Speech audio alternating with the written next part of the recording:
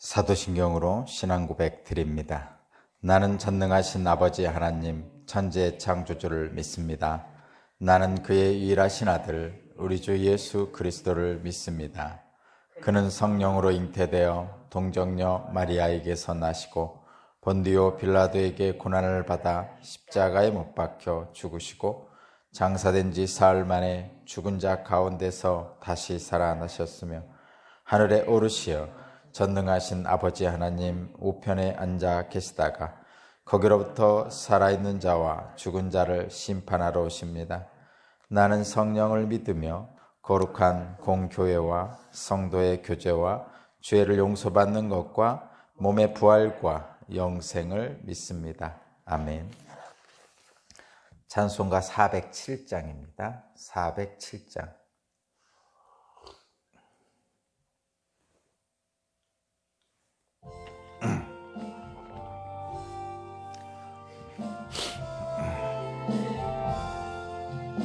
구주와 함께 나 죽었으니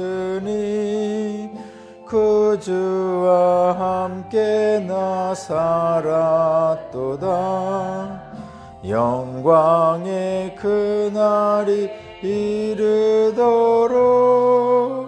언제나 주만 바라봅니다. 언제나 주는 날 사랑하사 언제나 새 생명 주시나니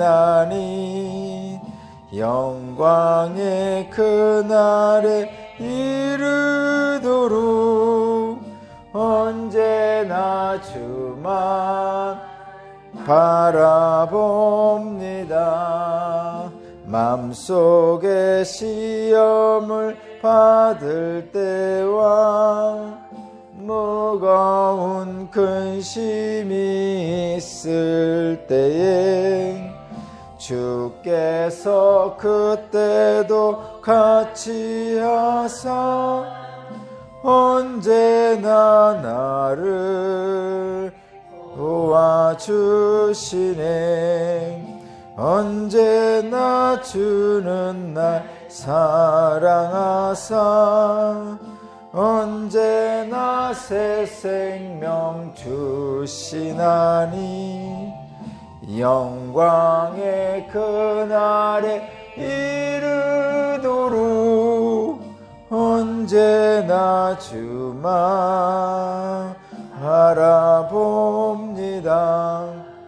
뼈 아픈 눈물을 흘릴 때와 쓰라린 마음으로 탄식할 때 주께서 그때도 같이 하사 언제나 나를 생각하시네.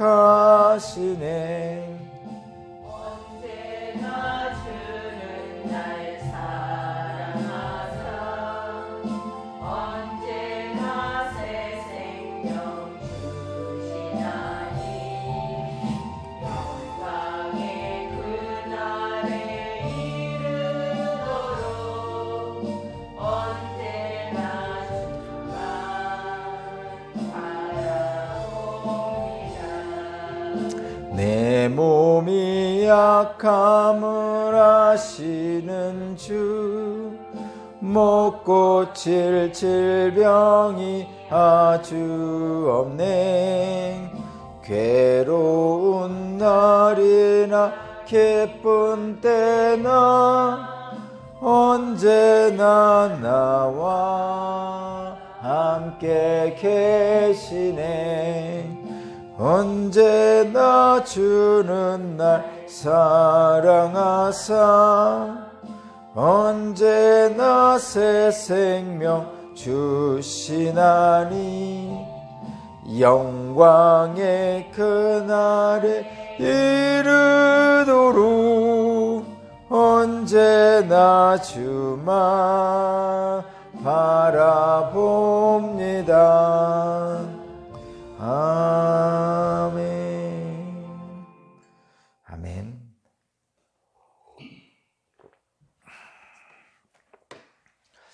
오늘 주신 하나님 말씀은 예레미야 40장 7절에서 16절입니다. 예레미야 40장 7절에서 16절까지 말씀을 제가 봉독하겠습니다. 들판에서 부하들과 함께 있는 군 지휘관들은 바벨로니아 왕이 아이감의 아들 그달리아를 이 땅의 총독으로 삼고 남자와 여자와 어린 아이들뿐 아니라 그 땅의 빈민 가운데서 바벨로니아로 끌려가지 않은 사람들을 그에게 맡겼다는 소식을 듣고 미스바로 와서 그달리아를 만났다. 그들은 느다니아의 아들 이스마엘, 가레아의 두 아들 요하난과 요나단, 다누메스의 아들 스라야, 느도바 사람 에베의 아들들, 마아가 사람의 아들 여샤냐와 그들 각자가 거느리는 부하들이다. 그때 사반의 손자요 아이감의 아들인 그달리아가 지휘관들과 그들의 부하들에게 이렇게 맹세하였다. 여러분은 바벨로니아 사람 섬기는 것을 두려워하지 마십시오. 여러분은 이 땅에 살면서 바벨로니아 왕을 섬기시오. 그러면 모든 일이 다 잘 될 것이요. 나는 미스바에 머물면서 우리를 찾아오는 바벨로니아 사람 앞에서 여러분의 대표자로 나서겠소. 그러니 여러분은 어느 성읍이든지 차지하고 거기에서 포도주와 여름 과일과 기름을 모아 여러분의 그릇에 저장하면서 살도록 하시오. 모압과 암몬의 자손과 에돔과 그 밖에 여러 나라에 흩어져 있는 모든 유다 사람도 바벨로니아 왕이 유다 땅에 사람들을 남겨두었으며 사반의 손자요 아이감의 아들인 그달리아를 그들의 대표자로 세워놓았다는 소문을 들었다. 그래서 흩어져 있는 유다 사람들도 모두 자기들이 살던 곳에서 돌아와서 유다 땅 미스바의 그달리아에게로 갔다. 그리고 그들은 포도주와 여름 과일을 아주 많이 모았다. 그런데 가레아의 아들 요하난을 비롯한 들판에 있는 군 지휘관들이 모두 미스바의 그달리아에게로 와서 그에게 이렇게 말하였다.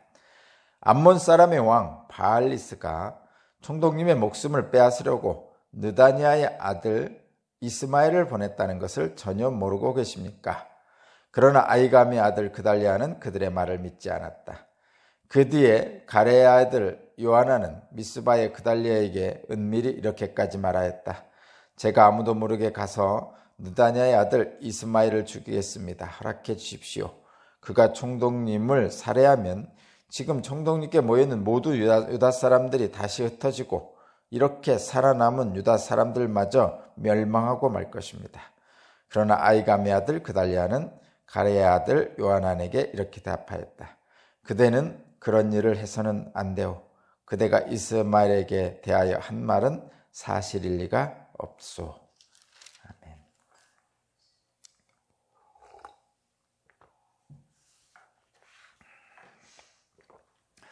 네, 오늘 말씀의 제목은 혼돈의 시대에 필요한 것은 이라는 제목입니다. 혼돈의 시대에 필요한 것은입니다. 바벨론 포로가 되어서 시드기야 왕과 그리고 예루살렘에 있던 소위 말하는 지도자들이 다 바벨론으로 끌려갔습니다.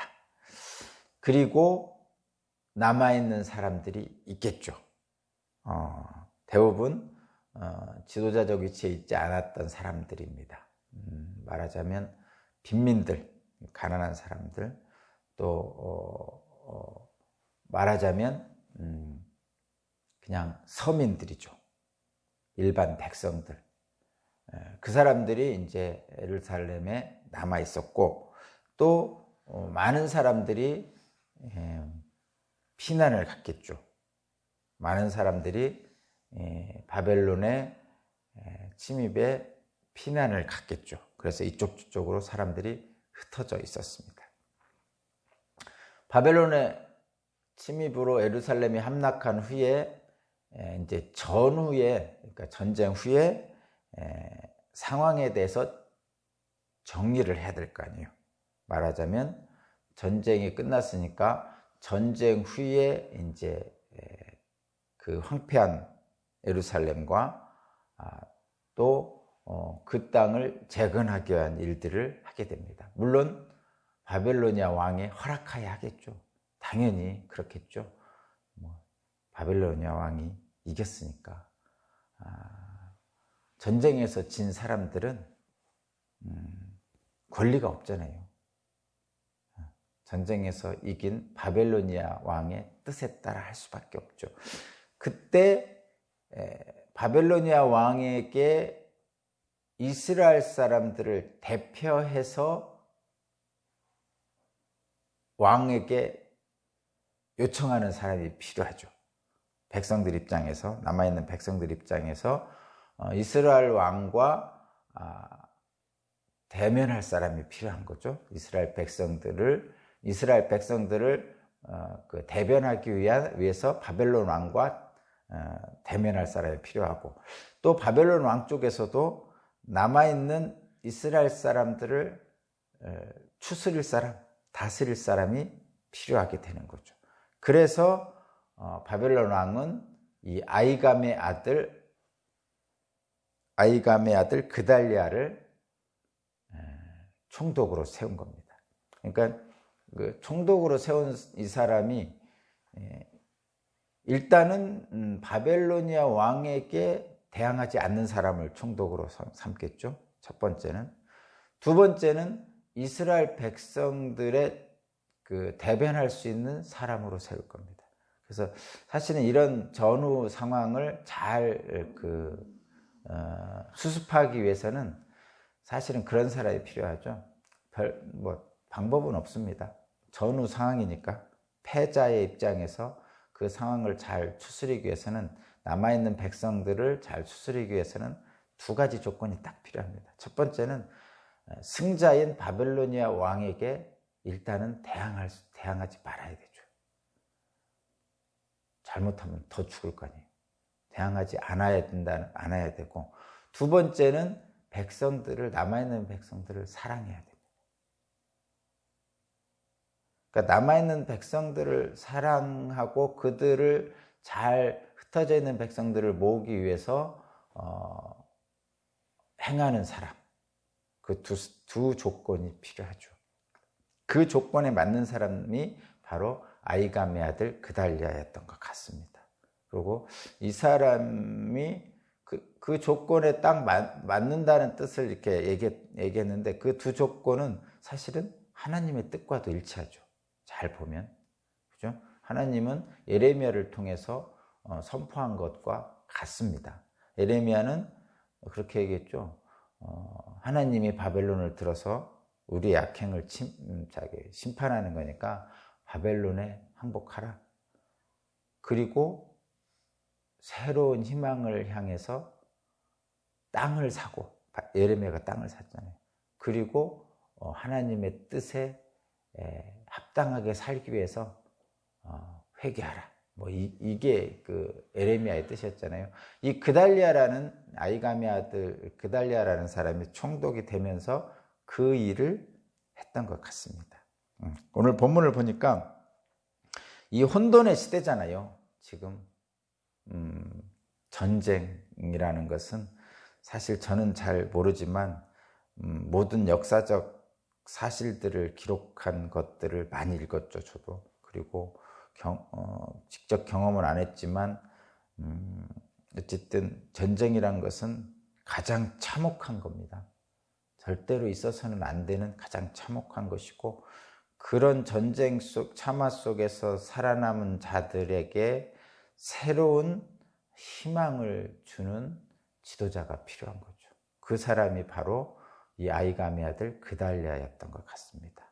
다행히 이 사람은 하나님의 뜻에도 합당하게 처신했던 것 같습니다.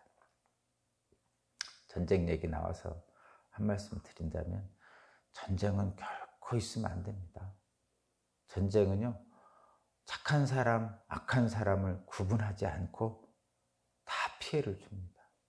다 죽습니다.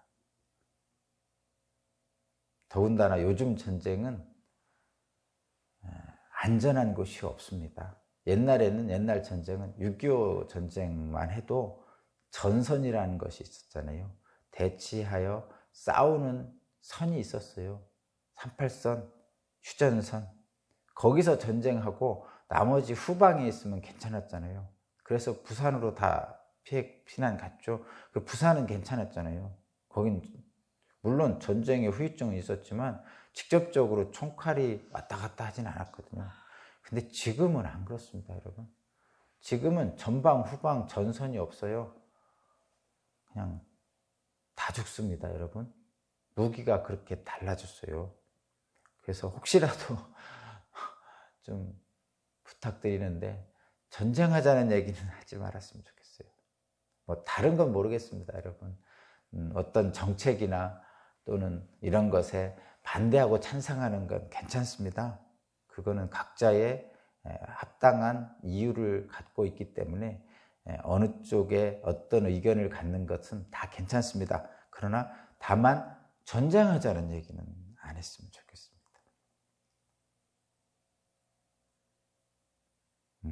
옆집하고 내가 안 좋아요. 그래서 내가 먼저 가서 엉덩이로 먼저 뒤통수로 후려치면 그놈이 꼬꾸라져서 내가 살 것 같죠? 그놈 한 대 맞고요. 그쪽도 한 번 나를 칩니다. 요즘은 그런 거예요. 한 번에 죽일 수 있을 것 같죠? 못 죽입니다, 여러분. 여러분도 한번 어디 누구하고 다툼을 해보면 알겠지만 한 번에 절대로 못 죽입니다. 그래서 전쟁하면요 많은 사람이 죽습니다. 절대로 전쟁은 해서는 안 됩니다. 물론 여러분 만약에 원하지 않는 전쟁이 발생한다면 이미 발생했다면 대처는 해야 되는 거죠.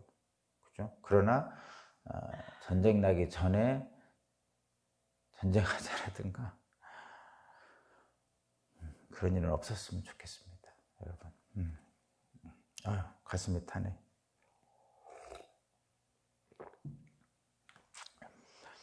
혼돈의 시대입니다, 지금. 지금 요 말씀의 시대가. 왜냐하면 막 전쟁이 끝난 상황이잖아요. 여러분, 막 전쟁이 끝난 상황, 우리 어르신들은 다 6.25를 경험해서 알겠지만, 막 전쟁이 끝난 그 상황이 얼마나 어렵습니까? 모든 것은 다 초토화됐잖아요. 지금 이스라엘의 상황이, 이 본문의 상황이 그런 상황이에요. 한숨만 절로 나오는 그런 상황이죠. 이때 그달리아라는 이 총독이 그래도 하나님의 뜻에 합당하게 행위를 했던 것 같아요. 그래서 저쪽으로 흩어져서 도망가 있던 사람들을 다시 모으기 시작했습니다. 모으기 시작했어요. 패망한 현실에 낭망하지 않고 피난민들이 돌아오기 시작했어요. 그리고 그 돌아온 사람들에게 소망을 주고 그들의 삶을 회복할 수 있도록 도움을 주는 일을 합니다. 어디 했나요? 거기 한번 볼까요? 대표적인 게 10절입니다. 10절. 나는 미스바에 머물면서 우리를 찾아오는 바벨로니아 사람들 앞에서 여러분의 대표자로 나서겠소. 그러니 여러분은 어느 성읍이든지 차지하고 거기에서 포도주와 여름 과일과 기름을 모아 여러분의 그릇에 저장하면서 살도록 하시오. 이게 그달리아가 백성들에게 한 말이죠. 12절입니다. 12절. 그래서 흩어져 있는 유다 사람들도 모두 자기들이 살던 곳에서 돌아와서 유다 땅 미스바에 그달리아에게 갔다. 그리고 그들은 포도주와 여름 과일을 아주 많이 모았다. 다시 전쟁의 참화를 극복하고 일상을 회복하는 평화로운, 그래서 새로운 희망의 삶을 살고자 하는 거죠. 이 그달리아라는 총독이 그렇게 했습니다. 먹을 것을 저장하고 새로운 희망의 삶을 가려고 합니다. 그런 사람들이 필요하고 그런 사람들이 있어야 됩니다. 이 혼돈의 시대에. 그런데 혼돈의 시대에는 늘 희망을 주는 사람이 있는 반면에 그렇지 않은 사람들도 있는 것 같습니다. 당시에 하나님의 뜻을 다시 왜곡하고 거스르는 자들이 있었는데 암몬 왕 바알리스라는 사람이 바벨론에 대해서 적대적인 감정을 가지고 있었어요.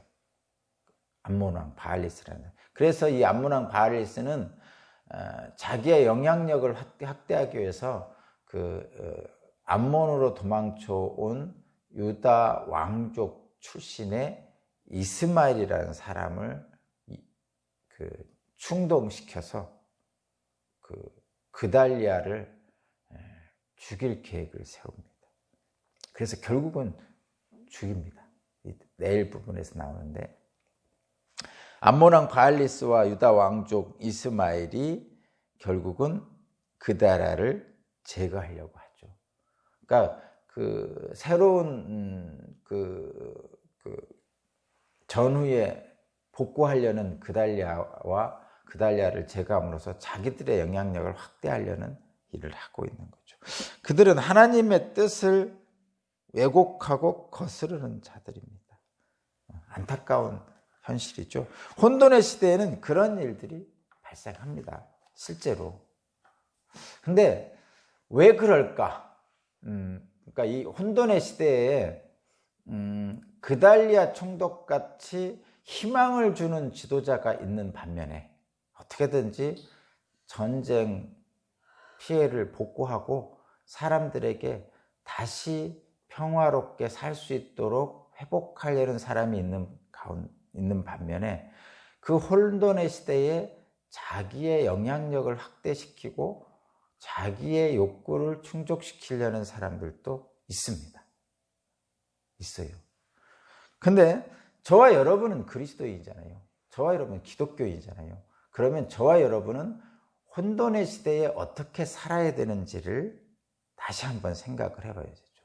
그죠? 물론 혼돈의 시대를 더 혼돈하게 하는 사람이 아니고 혼돈의 시대를 새롭게 하나님의 뜻에 합당하게 평화로 나아갈 수 있도록 희망을 갖고 살 수 있는 그 방향으로 가야 되겠죠. 혼돈의 시대에 필요한 것은 오늘 제목입니다. 말씀의 제목. 혼돈의 시대에 저와 여러분이 그리스도인이 필요한 것은 뭐냐면 좌로나 우로나 치우치지 않는 겁니다. 언제나 그렇습니다. 혼돈의 시대에는 늘 치우칩니다. 좌로 치우치든지 우로 치우칩니다. 혼돈의 시대에. 왜 그렇죠? 다 파당을 짓잖아요. 다 파당을 짓습니다. 좌로 파당을 짓고 한쪽은 또 우로 파당을 짓고 또 그것도 아닌 또 다른 파당을 짓고 이렇게 합니다. 왜 그렇죠? 혼돈의 시대에 하나입니다. 단순해요. 자기 자신의 이익을 지키기 위해서 파당을 짓는 거죠. 다른 거 없습니다, 여러분. 혼돈의 시대에 필요한 것은 좌로나 우로나 치우치지 않는 거예요. 좌로나 우로나 치우치는 것은 인간에 가지고 있는 죄성의 근원을 두고 있는 거예요. 모든 인간은 이 혼돈의 시대에 자기 자신이 손해를 안 보려는 방법을 찾게 되죠. 물론 피난민들이 피난하는 이유가 뭐예요? 피해를 안 보기 위해서 피난하는 거죠. 그리고 혼돈의 시대에 파당을 짓는 이유는 자기 자신이 손해를 안 보려는 거예요. 그래서 다 파당을 짓는 겁니다. 그 근본이 바로 인간의 죄성이에요. 그러니까 타락한 인간이 이 땅에 내려와서 놓여진 황량한 벌판 속에서 스스로가 지켜야 되는 상황이거든요. 그러니까 자기 이익을 스스로가 지키기 위해서 파당을 지을 수밖에 없습니다. 좌파든 우파든. 각 사람들은 자기들이 옳다고 다 하죠. 대의 명분을 얘기하고 다 얘기하죠. 근데 여러분 역사를 보십시오. 어느 때는 좌파가 집권하고 어느 때는 우파가 집권하고 근데 둘 다 주장하는 내용들은 자기중심적인 내용일 뿐입니다. 그래서 저와 여러분은 기독교인들은 지금 늘 혼돈의 시대에 필요한 것은 뭐냐? 좌로나 우로나 치우치지 않고 하나님 말씀을 붙드는 거예요. 하나님 말씀은. 이유는 뭐냐면 어차피 치우치게 되어 있습니다. 좌로나 우로나. 그러니까 성경에서 치우치지 말라고 하는 거예요. 그러면서 치우치지 않는 방법을 우리에게 알려줍니다. 인간의 죄성은 치우치게 되어 있습니다. 권력과 돈이 생기면 더욱더 치우칩니다. 그래서 우리 그리스도인의 삶은 어떻게 그 치우치는 죄성으로부터 나를 지켜낼 것인가가 중요합니다. 특별히 혼돈의 시대에 더 그렇습니다. 혼돈의 시대에 우리에게 필요한 것은 말씀을 굳게 붙잡는 거예요. 말씀을 굳게 안 잡으면 우리들의 속에 늘 웅크리고 기회만 엿보고 있는 죄성이 나오기 때문이죠. 우리가 말씀을 늘 봐야 하는 이유가 그것입니다. 내가 어디에 있는지, 어디로 향하고 있는지, 그 길이 바른지를 늘 말씀을 통해서 나의 중심을 수정해야 돼요. 수정. 나침반에 맞춰서 계속 항로를 수정하는 것처럼, 그래야만이 하나님 말씀으로 나의 잘못된 길과 행위들을 수정해서 갈 수 있어요. 올바르게. 그러니까 말씀을 붙든다는 것은 이런 거예요, 여러분. 이 말씀을 붙든다, 견고하게 붙드는 것을 오해하면 안 돼요. 말씀을 견고하게 붙든다고 하면서 오히려 선입견과 편견에 빠져 있는 분들이 많아요. 기독교인 중에 그런 분들이 많이 있습니다. 말씀을 견고하게 붙든다 하면서 오히려 선입견과 편견에 빠져서 다른 사람을 해치는 경우가 너무 많습니다. 그러니까 사랑하라 했는데 사랑하지 않는 경우가 많습니다. 그러니까 말씀을 견고하게 붙든다는 것은 이런 겁니다. 나의 잘못을 말씀을 통해서 계속 수정받는 것이 말씀을 견고하게 붙드는 거예요. 변함없이 말씀만 붙들고 나의 선입견과 편견에 빠져가지고 하나님이 이렇게 하라고 하셨어 하면서 세리를 비난하는 바리새인처럼 행동하면 예수님의 칭찬을 받을 수 없습니다. 세리가 확고했잖아요. 나는 바리새인이 확고했잖아요. 나는 저 세리처럼 되지 않게 해주셔서 감사합니다. 이러지 않습니까? 근데 예수님은 그 바리새인을 책망했잖아요. 그러면 어떻게 해야 돼요? 그 세리처럼 자신이 잘못된 길을 바꾸는 거죠. 회개하는 거예요. 왜냐하면 인간은 모두 다 그런 죄성에 빠져있기 때문에. 그 기도하는 바리새인이나 기도하는 세리나 다 그 속에는 죄성이 있단 말이에요. 그래서 바리새인은 그 죄성을 말씀을 통해서 바로잡지 않았고, 세리는 말씀을 통해서 자신의 죄성을 바로잡는 장면입니다. 그 바리새인 기도와 세리의 기도의 비유가. 그때 그 자기의 죄성을 바로잡는 세리가 칭찬받는 거고, 그렇지 못한 바리새인은 책망받는 거예요. 그러니까 말씀을 견고하게 붙잡는다는 것은 말씀을 통해서 나의 잘못을 깨닫고 회복하기 위해서 회개의 길로 들어서는 것을 말씀을 견고히 붙잡았다고 하는 거예요. 선입견 편견에 빠져서 감정적 함정에서 벗어나는 거죠. 선입견 편견에 빠져있는 나의 감정적 함정에 벗어나는 것이 하나님 말씀을 견고하게 붙잡는 겁니다. 하나님의 올바른 뜻인 사랑의 사람으로 향해야 되는 거죠. 용납하는 사람으로 향하는 거죠. 그리스도의 십자가의 뜻이 뭐예요? 사랑하고 용납하는 겁니다. 예수님이 십자가에서 하신 말씀, 자기를 못 박는 사람들, 자기를 못 박도록 한 제사장들, 자기를 못 박도록 한 왕, 총독에게 총독을 보면서 하나님께 기도했죠. 하나님, 저들을 용서해 주세요. 저들은 자기가 하는 일들이 무엇인지를 모르고 하고 있습니다. 그러니까 이 혼돈의 시대에 분별할 줄 모르고 나대는 사람들이 많죠. 그러나 저와 여러분들은 그리스도인, 기독교인이잖아요. 예수 그리스도의 십자가에서 우리를 구원하시기 위해서 행하신 일들을 생각하면 우리는 그 말씀을 통해서 우리 자신이 이 혼돈의 시대의 희생자로 또는 편익권과 편견으로 나아가지 않도록 우리 주님을 붙드는 것, 그것이 이 혼돈의 시대에 가장 필요한 것입니다. 말씀을 붙들고 늘 묵상하면서 오늘 내가 무엇을 행해야 되는지, 또는 오늘 내가 나의 방향을 어떻게 수정해야 되는지, 혹시 나는 주님의 말씀대로 사랑하고 있지는 않는지, 사랑하란 말씀을 어기고 있는 것은 아닌지, 내가 용납해야 될 사람을 용납하지 않고 비난하고 있지는 않은지, 바리새인처럼 나를 계속 되돌아보는 것이 바로 이 혼돈의 시대에 가져야 될 하나님 말씀을 견고하게 붙드는 것입니다. 저와 여러분이 그렇게 되시기를 바랍니다. 기도드립니다. 공동체 하나님의 나라 그 길을 향해 나아가는 순간에 악한 세력이 틈타지 않도록 주님 나를 지켜주시고 우리 공동체를 지켜주옵소서. 감사드리며 예수 그리스도 이름으로 기도합니다. 아멘. 주님 감사합니다. 407장 찬양 드리고 기도드리겠습니다.